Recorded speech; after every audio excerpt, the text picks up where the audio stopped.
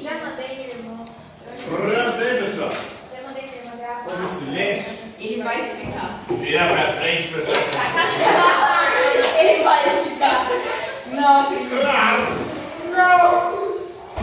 Vocês vêm na aula. Se eu tivesse vindo, eu estaria de boa fazendo isso daí. Fica de boa. Pode ficar fazendo leitura de boa. Vocês vêm, vocês me obrigam a trabalhar. Ninguém vai contar. Ninguém tá te obrigando a nada. Ninguém se não grava nada porque eu não estou trabalhando. Grava no próximo horário. Então, na aula de hoje, nós vamos falar sobre um filósofo britânico inglês chamado Gilbert Ryle. Ele viveu de 1900 a 1936, portanto, do século XX. E é um importante filósofo da mente e da linguagem. Ele vai discutir a questão da filosofia da mente, da separação entre corpo e mente. São duas coisas distintas ou não? O corpo e a mente. Com certeza. Sabe? A mente, ela funciona de que maneira? De forma invisível, de forma abstrata, de forma espiritual? Ou ela é só uma extensão do corpo? Corpo e mente, na verdade, é a mesma coisa. Pra mim, parece o contrário. Não. Eu acho que Seria mais fácil o corpo ser uma extensão da mente. Ele aqui vai contra o Descartes. O Descartes fazia uma divisão. Ele dizia que são duas substâncias distintas. A mente é a alma, é espiritual, e o corpo é o material. Ele vai falar que não, o Gilbert Ryle. Ele vai dizer o seguinte, que o corpo e a mente na verdade é o cérebro, que é a mesma coisa que o corpo. Inclusive, todas as sensações do corpo são processadas pelo cérebro e estão juntos no mesmo sistema. Por mais que sejam categorias diferentes, não existe corpo e mente separado. Para Descartes, quando o corpo morre, a mente é a alma, é o espírito, ela sobrevive, ela é imortal. Ele vai falar que não. Se o corpo morre, o cérebro também morre. Se o cérebro morre, o corpo morre. Inclusive, atualmente, por exemplo, doação de órgãos, morte cerebral, a pessoa já é considerada morta. Aí pode doar os órgãos. Então, na sua perspectiva da filosofia da mente, ele vai fazer uma crítica aí ao dualismo cartesiano, essa separação, como se a mente fosse algo espiritual, algo que sobrevive a esse mundo, ou que está além desse mundo, e que seria uma coisa abstrata. Ele vai dizer que isso é um erro de categoria. Apesar de serem conceitos distintos, as duas coisas funcionam num único ser. E se uma das duas acaba, as duas acabam, porque elas estão intimamente ligadas. O cérebro e o corpo estão intimamente ligados, até porque tudo que a gente pensa é a partir de sensações do nosso corpo. É a partir do que vemos, do que tocamos, do que sentimos, do cheiro, sabor e ouvimos. Então ele vai criticar a noção de fantasma na máquina. Era a concepção de Descartes. Para Descartes, o corpo é uma máquina que funciona de acordo com as leis da física, da química e da biologia. Enquanto a mente seria a alma e um fantasma que comanda essa máquina. Ele vai falar que não é um fantasma. Na verdade, a mente nada mais é do que o cérebro. E o cérebro está no corpo. E sem cérebro não há corpo, porque o corpo morre. Então, essa filosofia, esse modo de pensar dele é chamado de comportamentismo ou comportamentalismo, porque ele vai dizer o seguinte: as nossas experiências mentais são, na verdade, comportamentos. Não é nada espiritual, nada abstrato, nada distinto do corpo. Todos os nossos pensamentos, todas as nossas expressões da mente, nada mais são do que comportamentos. Quando eu falo que uma pessoa tem fé, fé é algo abstrato. Mas, na verdade, como é que você sabe que uma pessoa tem fé? Através do comportamento dela. Ela vai na igreja, ela ajoelha e ora. Então, são esses comportamentos que mostram a fé, que seria essa coisa abstrata e espiritual. Então, por isso é comportamentalismo. A mente é o comportamento. A mente não é algo abstrato, distinto do corpo. E ela se manifesta, na verdade, no corpo, através das nossas ações. É assim que a mente se manifesta. Então, ele vai trabalhar também a questão da filosofia da linguagem. Ele vai dizer que é o maior problema, a maior parte dos problemas filosóficos, nada mais são do que problemas de Problemas de linguagem. Nós usamos palavras abstratas que não têm correspondente na realidade e vamos acrescentando noções a essas palavras e isso não carece de sentido. Por quê? Para uma palavra ter sentido, ela precisa de um correspondente. Se eu falo de Deus, por exemplo, essa palavra não tem sentido, porque eu posso falar qualquer coisa dela e não tem como provar, porque não tem um correspondente na realidade. Eu posso falar que Deus é bom, que Deus é mau, que Deus é amor, que Deus é ótimo. Não tem como provar nenhuma coisa, nem. Agora, se eu falar que essa mesa aqui é cinza, com detalhes em azul, tem como provar. Não, quando eu falo que ela é cinza com detalhes em azul, essa expressão que eu estou falando tem sentido. Agora, quando eu falo que Deus é bom, que Deus é mau, que Deus é amor, que Deus é ódio, essas frases não têm sentido. Por quê? Porque não tem como eu provar com algum correspondente da realidade. Então, é necessário, segundo ele, fazer essa análise dos conceitos. Esse conceito, ele só vai ter sentido se tiver um correspondente da realidade. É igual à própria mente, né? Essa mente como algo abstrato, espiritual, não tem como provar que essa mente existe, esse espírito, essa alma. Eu posso falar que a alma é espiritual, e aí é até engraçado porque a galera pensa essa alma como algo material. Quando você fala, vou para o céu é um lugar, que é algo material. Lá no céu, eu gosto de lá, no céu tem pão. Porque como é que funciona esse lugar espiritual? Como é que é essa realidade? Não tem como falar, comprovar nada sobre o céu, sobre esse mundo do além, esse mundo para onde a nossa alma iria. Nem a nossa alma, não tem nem como provar. Como é que vai ser a nossa alma? Se eu não terei mais corpo. É o que falava o Diderot.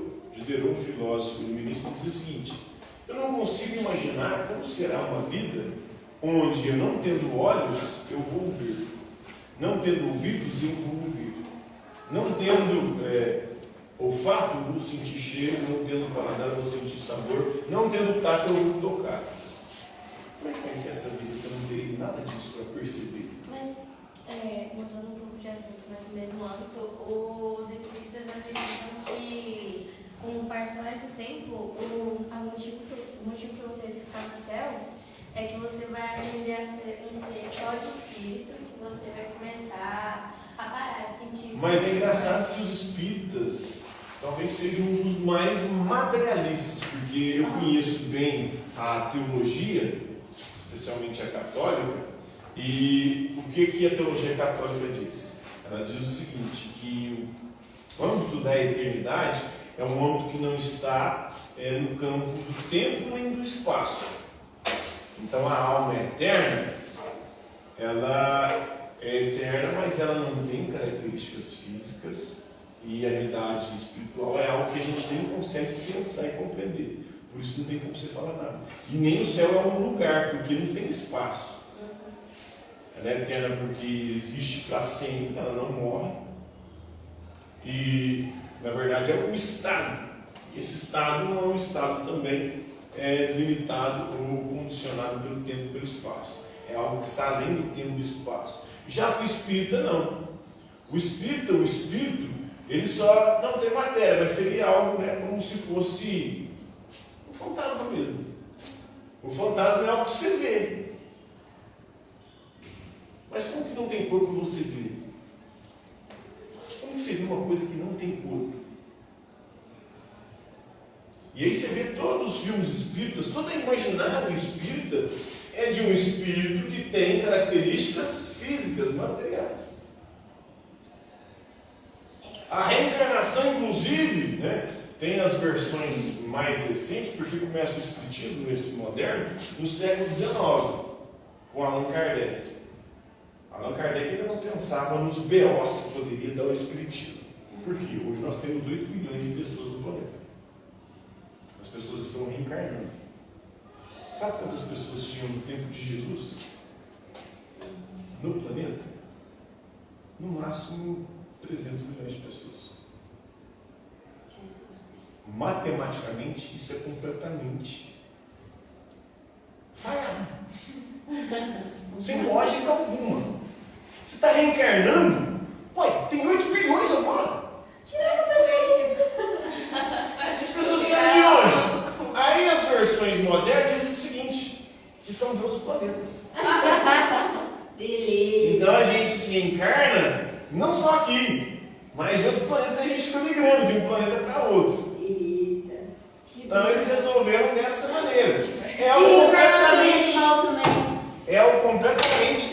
Aí já tem o hinduísmo que pensa nessa Não, mas perspectiva. aí faz sentido. Essa faz mais sentido Porque do tem animal. tanta coisa, tantos animais Porque movendo. toda a matéria do universo é a mesma. É. Se tem 8 bilhões de pessoas, tem um monte de ser vegetal e animal que deixou de existir para que chegasse. A matéria continua a mesma. É o princípio da conservação da matéria. É um princípio da física, né? Básico. Gente, e se eu morrer? Então, Pode reencarnar e você faz mais lógico também pelo seguinte: quando você morre, você vira matéria orgânica. O hinduísmo faz mais sentido que o espiritismo kardecista. Você vira matéria orgânica, essa matéria orgânica vira adubo para plantas, esse vira um vegetal. Entendi. Essa é misturada bastante É. ciência, né? E aí o animal vem e come o vegetal. Chave. O animal. Alguém vai comer o animal, você viu? Aí A gente já comeu é um barato. ciclo. Esse faz muito mais sentido. Agora, o de almas do espiritismo kardecista, esse é completamente absurdo, ilógico. O cunhado. Apesar de que tem essas novas interpretações modernas. Aí eu falo, peraí, o espírito que revelou para Allan Kardec o espiritismo do século XIX era um espírito evoluído e não sabia dessas merdas. É. E agora um novo espírito, mas peraí, velho, já era para saber tudo desde sempre. Inclusive porque o espiritismo apelava a Platão. Platão falava da metempsicose, que é a migração das almas. Ou seja, quando o corpo morre, a alma migra para outro corpo. Ué, mas o Platão não tinha nada dessa coisa de comunicação com os mortos. Para ele isso era algo completamente absurdo. A migração dos corpos era porque ele estava em reencarnação, a gente tinha que passar por um ciclo de reencarnações para poder voltar para o mundo inteligível, o mundo das Eu ideias. sei que você tem a ideia na minha cabeça, Oi? é muito legal, né? Sexo de reencarnações? Para ele não tem um número específico. Para ele, as reencarnações é até você conseguir atingir a iluminação, ou seja, o conhecimento que te liberta desse mundo, liberta desse corpo. O corpo é um cárcere, é uma prisão para a alma, onde você está sofrendo uma pena. A alma morava no mundo das ideias, ela cometeu um pecado de lá e foi expulsa e condenada a passar por um ciclo de reencarnações até ela se purificar e poder retornar para lá. Lá é um mundo perfeito, esse mundo aqui é um mundo de imperfeição. Agora, para o espiritismo, ele trabalha numa perspectiva completamente distinta. É muito Ele pega, distorce trechos do cristianismo, como Jesus fala que precisava nascer de novo, ele estava falando de reencarnação. Nascer de novo, você precisava ser batizado. Né? Aí ele fala, o João Batista é a reencarnação de Elias. Não, é a reencarnação de Elias. Mas se você olhar no Antigo Testamento, Elias não morre. Então como é que ele é a reencarnação de Elias? Se Elias foi arrebatado direto para o céu, então ele não morreu. Como é que ele reencarna em João? Mas peraí, não tem morte. Se não tem morte, não tem como reencarnar. Então as coisas, distorce tudo, distorce. Nossa, o livro, né? Minha mãe era espírita, kardecista. De vez em quando ela ainda flerta, ainda porque tem uma tia que e essa tia Lídia se comunica com os mortos. E é engraçado que os mortos que falam com ela não sabem merda nenhuma de ciência, né? Os caras são espíritos evoluídos. Porque minha tia não consegue pensar isso. Os espíritos que comunicam com ela são tão limitados quanto o intelecto dela, entendeu? Porque só consegue se expressar na capacidade intelectual dela, que é limitadíssima, não sabe merda nenhuma de ciência. Professor, o marido da minha tia, ele foi pegado, tipo assim, desde que eu tenho uns 7 anos que ele é brigado com a minha mãe. E aí a gente foi perguntar pra ele, pra minha tia, o que foi, se minha mãe tinha feito alguma coisa. Aí a minha tia, não, é que ele descobriu que em outra vida você tentou matar ele. Ele tem que morrer nessa vida de outra vida. Não, eu achei na hora. É completamente contra os princípios espíritas de evolução, né? As almas, né, a gente está aqui para evoluir. Aí o espiritismo ele faz uma salada de fruta. Ele pega platonismo, pega o Platão, pega o cristianismo, caridade, por exemplo, ele vai fala da caridade na salvação, que é a caridade do amor, né? O próximo. Ele pega isso do cristianismo. Aí ele pega a teoria da evolução do Darwin para falar isso. Tem o mundo material que evolui até chegar na gente é um processo evolutivo. Nisso ele é melhor que as religiões criacionistas. Aí, nesse aspecto. Porque ele vai falar que a gente é fruto de um processo de evolução. Mas essa evolução dos espíritos não acontece. Chega a gente vê que cada vez que o tempo passa, gente mais burra e ignorante, sabe? A evolução que essas pessoas estão fazendo, nessas reencarnações delas. Era para o mundo ser cada vez melhor. Não é. Porque as reencarnações, as pessoas não estão evoluindo, não é? Aí a minha tia, ela falou isso, ela falou assim, não, porque aí vocês voltaram nessa vida para vocês se resolverem. Aí minha mãe falou assim, então eu posso conversar com ele? Aí ela falou assim, não, ele não está disposto. Aí, não, eu falei assim, então vocês vão voltar. Aí eu falei assim, mas como que faz? Ela A gente falou, se vocês vê vão no voltar, final. vocês vão Então, voltar aí de eles novo falam pra resolver. Aí Será eu, que vocês voltam até resolver alguma coisa? gente, isso foi vídeo. Então, para ele, tem que fazer essa análise, né? Análise lógica. Tem coisa que não tem lógica. Você começa a pensar, peraí. Tem alguns princípios da lógica, são 3 princípios básicos da lógica. O princípio de identidade, uma coisa é o que ela é. O princípio de não contradição, não tem como essa pessoa, essa coisa ser o que ela é e não ser ao mesmo tempo. Né? E o princípio de ter ser excluído, não tem como ser e não ser ao mesmo tempo. Essa é a lógica. Né? Se há evolução, então não tem como ter, o mundo teria que estar cada vez melhor. Yes. Se os espíritos estão evoluindo a cada reencarnação, o mundo está cada vez melhor. Se tinha 300 milhões, como que tem 8 bilhões? Não tem lógica. Então, é isso que ele é um filósofo da linguagem, né, um filósofo analítico, eles falam sobre isso, cara. Não, são conceitos que não têm sentido algum. É algo que, quando colocado dentro de um arcabouço, aquilo é cheio de contradições.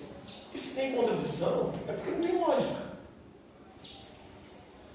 Então a gente tem que analisar a linguagem, né? Fazer uma crítica do intelectualismo, né? Ele vai dizer o seguinte, que o saber fazer, o saber como, é tão importante quanto o saber que. O saber como é o saber prático, o saber que é o saber teórico. Você tem que pegar a teoria e ver se ela funciona na prática. Se não funciona na prática, essa teoria também é problemática. Não tem lógica, né? Então tem que saber fazer essa distinção também. Então essa aí é a filosofia do Gilbert White. Entenderam?